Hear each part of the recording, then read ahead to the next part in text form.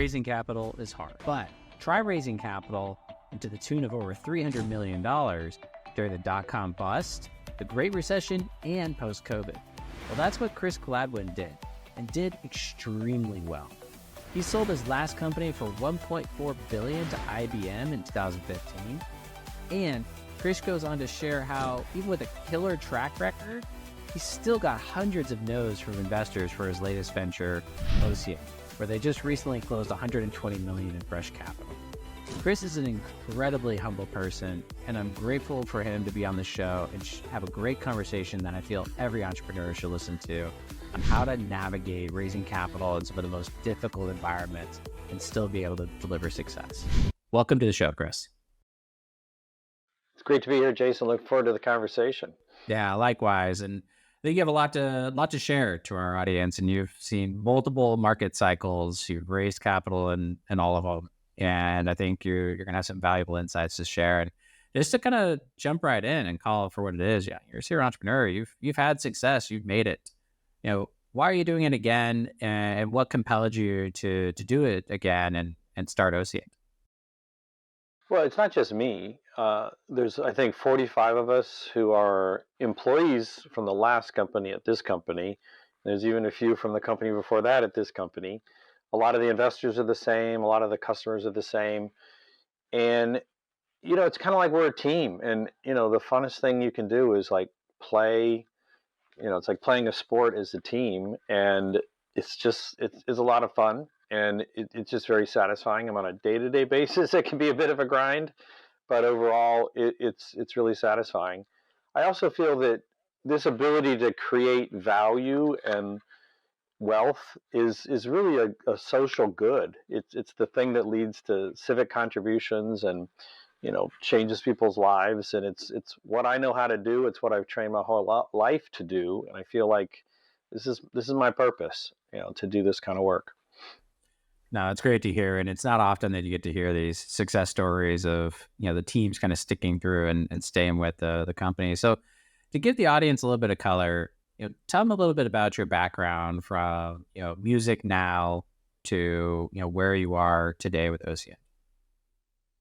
Yeah. So I started my career as a professional customer of enterprise IT products. I worked for Martin Marietta, now Lockheed Martin, as a person that evaluated products and made the standard product list of what tens of thousands of people would use. So I learned how to be a customer for these kind of products. Then I switched to Zenith Data Systems, which was the largest portable PC maker in the world at that time, and learned how to make computer products, including software. And then I started starting companies. And the first one was called Cruise Technologies, which made wireless thin clients. And then we did a company called Music Now, which made the first digital music services in the United States, maybe the world. And that was pretty exciting. And then did Cleversafe, that you mentioned had a big exit with IBM, and now I'm doing Ocean. And what is Ocean? So Ocean's a software company, and what our software does is it's the software for the largest data analyzing systems in the world. And our focus is missions or use cases that require the analysis on a consistent, always on basis of hundreds of billions, if not hundreds of trillions of records in order to do what those systems have to do. So that class of data analytics is really the largest class in terms of how much data is being analyzed every time you do a query. And so we've built a new software architecture that's designed for that. And as a result, it's amazing. When we put it in the hands of customers, it's typically 10 times the price performance of anything else, or it does things that just simply weren't possible before. In this episode 46, I have Rob Hunter on the show, a serial entrepreneur who started his entrepreneurial journey selling bootlegged DVDs in the late 90s, and then started an ice cream franchise, lost it all, went bankrupt, and then somehow built a new company, got accepted into Y Combinator, from which he's now multi-exited founder, and is a partner at a private equity firm, called Speaker Ventures, where he focuses on creating win-win deal structures for companies that are no longer on the venture capital train. This is a fascinating story where we talk about Rob's diverse background as a founder, how not every company is destined to be a unicorn, but could still generate material wealth for founders.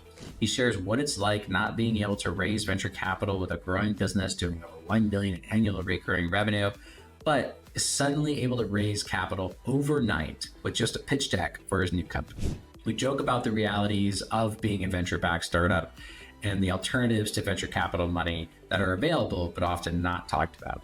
It's an enlightening conversation that any founder who's ever struggled to raise capital or to try to figure out how this market works definitely needs to hear. What is it that's ultimately most important to you as a founder when considering an exit? What are your obligations to your investors and shareholders and your team, and working with the buyer, again, building a relationship and making sure that you can create a win-win situation for all parties involved, knowing that, getting 100% cash up front is very rare unless you're high growth. There's always some kind of escrow or some kind of holdback for some reason, shape, or form to protect the buyer in some capacity. So coming in with that expectation is, I think, crucial for a successful negotiation. Because you hit it all too on the valuation aspect. So many founders are like, well, so VC paid, $30 million valuation. That's what we should sell for. And I'm like, nope, you're not worth that much now to buy.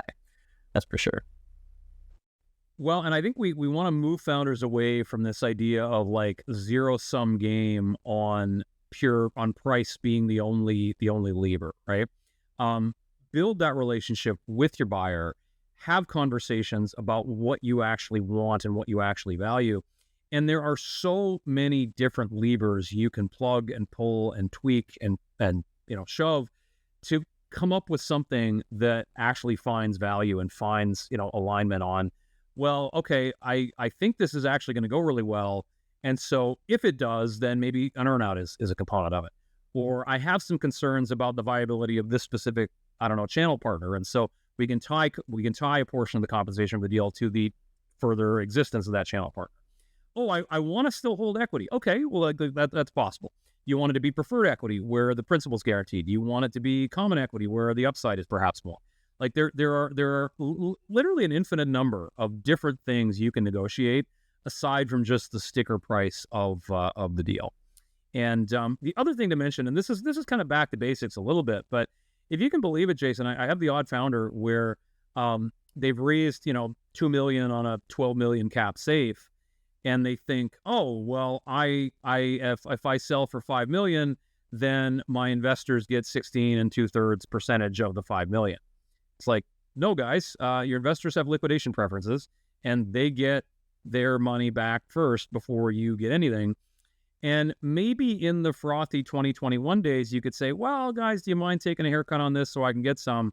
Like, that's a lot less possible now when things are so tight and sort of every dollar of capital deployed matters in terms of the return these guys make. Be mindful of that. Be mindful of that when you raise.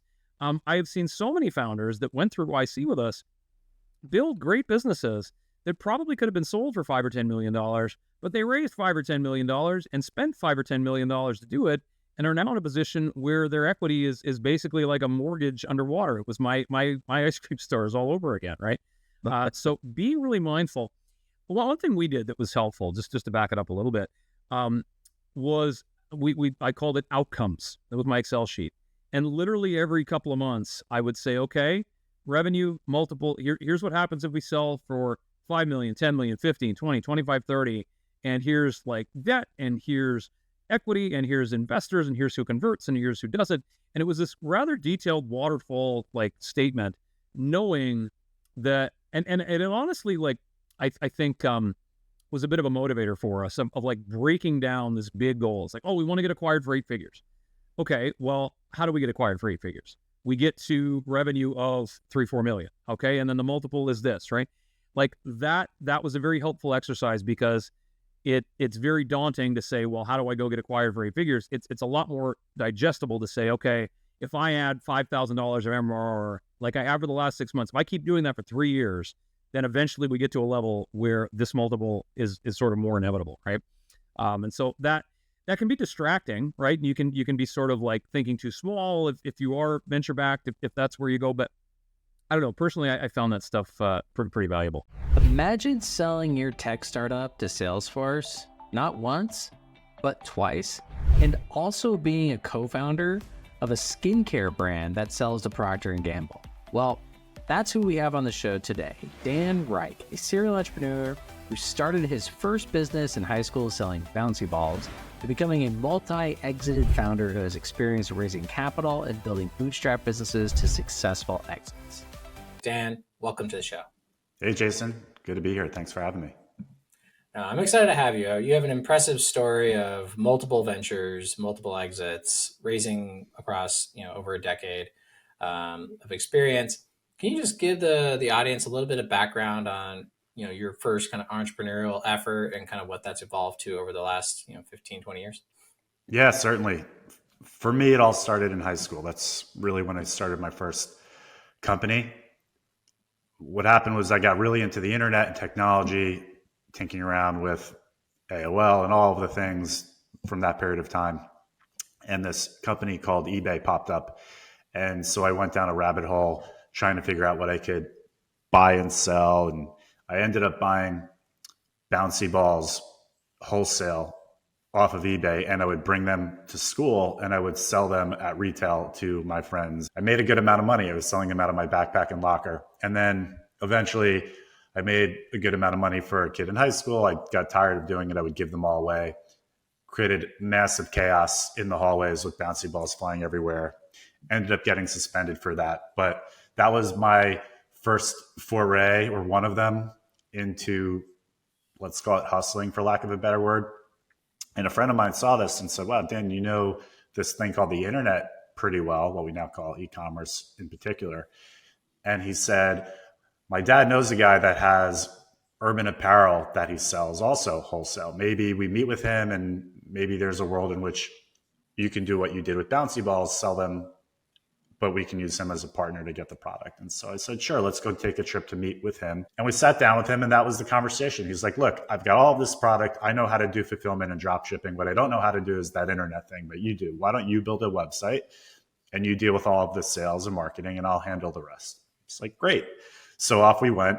We created a partnership. We created a company. I built the website. I set up a computer, a credit card processing machine in my office or my house. I hired a customer service rep to deal with all the orders. And by customer service rep, I mean my mom. And I would get up at 6 o'clock in the morning, and I would run Yahoo ads and Google ads, and I'd go to school. And while I was at school, my mom would deal with all the orders and customer service. And then I'd come home and I'd reconcile all of it, the orders, the ads, and I'd rinse and repeat that each day.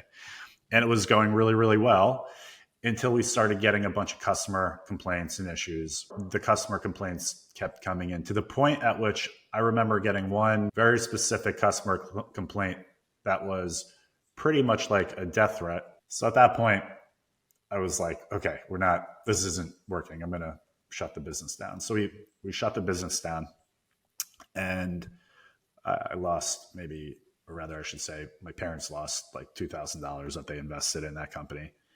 And a few months later, my father comes home with a local newspaper, and he puts it on the table and he says, look at page 6 or whatever. And I opened the newspaper, and lo and behold, the partner was in a giant photograph of him getting arrested by the FBI for grand theft, stealing goods off the back of trucks like you would see in The Sopranos or something. And so that was really my first lesson in business. And more specifically, I learned 2 really important lessons. One, man, what a fun game to be playing, building businesses. And I loved it. It was just addicting immediately. And the second piece is the most important business lesson in the world, in my opinion, is choose your business partners wisely. And so I was fortunate at a young age to learn that lesson the hard way. And so every business I've done since then, that's the number one thing I optimize for. It's who are my partners, my co-founders, my colleagues. Because if you get that equation right, not only are you set up for success, but you're also set up to avoid failure and you're also optimizing for fun and engagement and avoiding kind of misery and, work.